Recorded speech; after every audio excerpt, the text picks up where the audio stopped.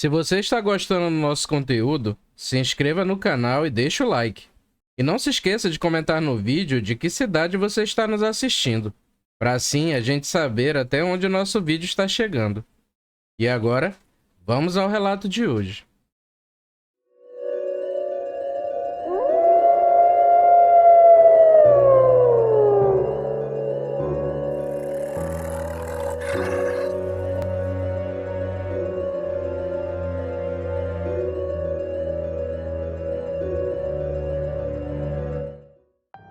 Oi pessoal, meu nome é Marcel. O relato que quero compartilhar com vocês foi algo que aconteceu comigo cerca de 10 anos atrás. Na época, eu trabalhava como engenheiro e estava responsável pela construção de um linhão. E por esse motivo, tive que me mudar até uma comunidade mais próxima de onde eu trabalhava. Como eu disse, eu era um dos vários responsáveis pela construção do linhão. O projeto seria fazer tudo isso em uma pequena comunidade. Inclusive, a mesma está ativa e funcionando até os dias de hoje. Havia um alojamento para os vários trabalhadores envolvidos naquele enorme projeto. Quanto a mim e aos outros superiores, ficávamos em casas, nessa comunidade ali próximo. Era tão pequeno que eu acredito que ali tinha um pouco mais de 500 habitantes. Sempre fui acostumado a intercalar entre a cidade grande e estar embrenhado nas matas, mas nunca tinha ido para um lugar tão rústico, digamos assim. A pequena casa que tinha sido cedida a mim era a última da comunidade, e como ali tudo era muito tranquilo, eu sempre andava a pé mesmo. Ali tinham muitas bicicletas e algumas poucas motos de alguns moradores. Eu conhecia todos ao menos de vista, e fui muito bem acolhido por eles. Sempre morando algumas temporadas no interior, você ouve muitos causos, sabe? E sempre são as pessoas mais velhas que contam essas histórias. Alguns idosos dali já tinham me alertado para não ficar andando tarde da noite por aquelas estradas, pois ali na região, alguém supostamente virava lobisomem. Mas mesmo com tantos anos daquele bicho aparecendo, todos desconheciam sua verdadeira identidade. E ouvindo essas histórias, eu achava que não passavam de histórias para me assustar, crendices populares, sabe? Mas sempre agradecia aos cuidados e aos conselhos. O seu Boaventura, o morador mais antigo daquela comunidade, era o que mais me aconselhava. Ele me confidenciou que a identidade do lobisomem se tornava desconhecida porque eu mesmo usava certos artifícios para se esconder.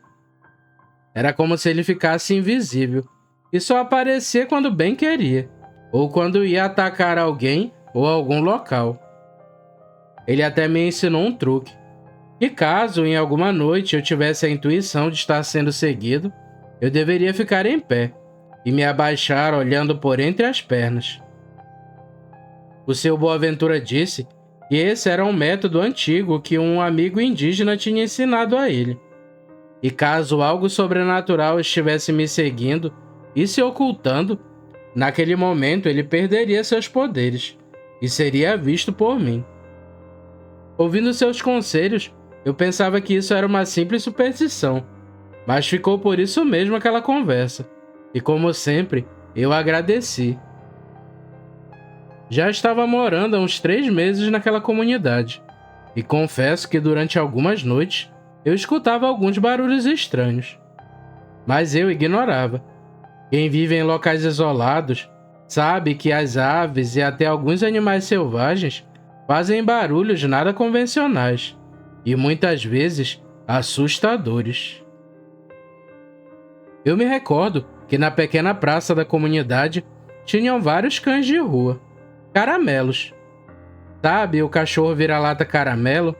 Pois é, eram em torno de 9 caramelinhos. E mesmo nenhum sendo adotado por alguma família, todos ali em volta cuidavam muito bem dos bichinhos. O curioso era que os moradores faziam questão de manter os caramelos na rua, porque eles ajudavam os moradores a se protegerem do tal lobisomem. e guardem a informação dos caramelos com vocês. Pois é, eu sempre tinha vontade de rir quando escutava essas coisas, mas me controlava. É feio rir do que os outros acreditam.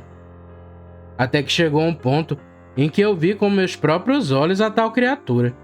E aí, deixei de ser cético a esse tipo de coisa. Foi assim. Toda sexta-feira, eu ia pro único bar que tinha ali e jogava sinuca até altas horas da noite. E ficava ali até por volta de 1 da manhã. Naquela noite, que era como qualquer outra, eu acabei bebendo um pouco mais que o normal. E alguns colegas, me vendo levemente alterado, acharam melhor encerrar a sinuca, para que todos fossem embora. Um morador dali até se ofereceu para me levar em casa, na garupa da bicicleta dele.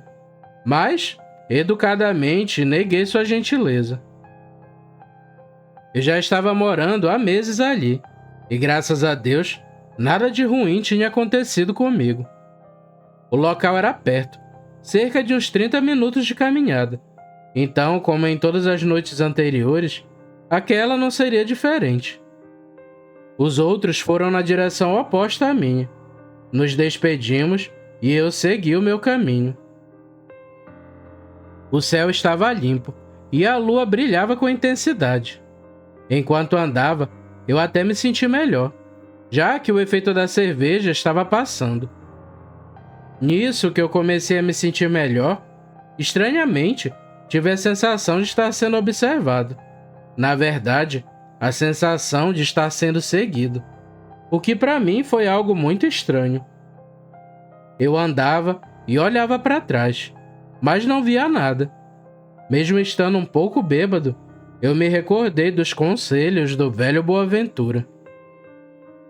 Eu fiz como ele mandou. De pé já estava, então me inclinei e olhei por debaixo das pernas.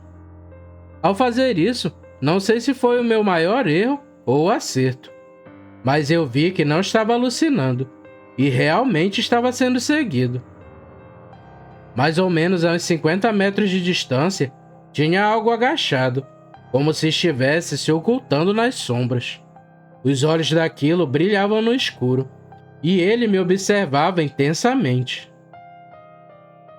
Ao ver que foi descoberto, aquela coisa urrou e se levantou.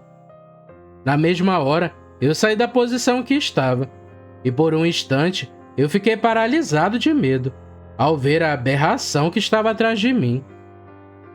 Olha, eu tenho 1,80 de altura, mas aquilo era bem maior que eu. Ele não tinha tanto pelo no corpo, mas eu tive a impressão que a sua pele estava machucada. Era como se ele tivesse sarna ou alguma doença de pele. Ele era alto, mas tinha proporções diferentes, com braços longos que quase tocavam o chão, e um corpo esguio, mas devido ao tamanho, assustava do mesmo jeito. Eu tinha que reagir e correr. E lembram dos caramelos que eu falei? Pois é. Eles me viram do canto da praça e começaram a latir. E aqueles latidos me tiraram do estado de transe em que eu me encontrava. Eu reagi e comecei a correr, até na direção da minha casa. E se pensam que os caramelos fugiram, se enganam. Eles vieram correndo e ficaram entre eu e aquela coisa, e partiram para cima do bicho. Eu aproveitei e corri o mais rápido que eu consegui. Nessa hora, eu confesso que me arrependi de ser sedentário, já que eu não era um homem que tinha muito fôlego e estava prestes a desmaiar. Mas, ignorando o mal-estar, eu apenas corri e sentia de todas as formas que a minha vida dependia daquilo. O trajeto da minha casa parecia muito maior. Era como se o caminho tivesse sido esticado. Enquanto eu corria, eu olhava para trás, e aquela coisa sempre tentava me seguir. Mas os caramelos partiam para cima dele, e sem medo. Cada um se atracou naquilo em uma parte, e mordiam ele inteiro, o que fez aquilo urrar de dor. Ele batia nos cães, mas eles não desistiam. E era nítido, que por serem em maior número, estavam levando a melhor, e machucaram muito aquela coisa. Felizmente, eu consegui chegar em casa e fechei tudo. Eu fiquei quieto, sem fazer um barulho sequer. Os conselhos do velho Boaventura vinham a todo momento em minha mente. Eu caí em mim e percebi que tinha me deparado com um lobisomem, e escapei dessa terrível criatura por muito pouco. Um tempo depois, a trupe dos caramelos passou latindo bem em frente à minha casa, e o lobisomem também passou urrando.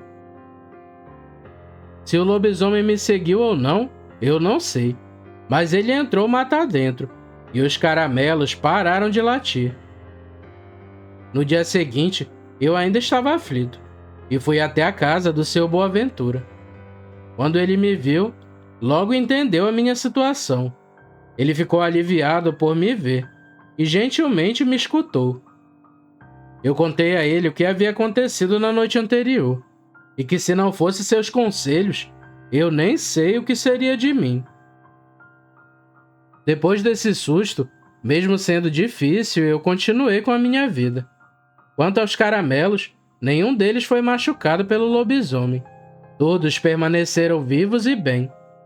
E depois naquela noite, um em específico começou a me seguir, para onde eu ia, como se fosse o meu guardião. Então, eu resolvi adotar um dos meus salvadores, e dei a ele o nome de Conan, já que ele, junto dos outros, foi um cachorro muito valente. Eu ainda morei naquela comunidade por 2 anos, mas nunca mais me encontrei com o lobisomem. E quando fui embora, levei o Conan comigo, e viveu comigo por muitos e muitos anos. Bom, gente, esse foi o meu relato. Até mais e fiquem todos com Deus.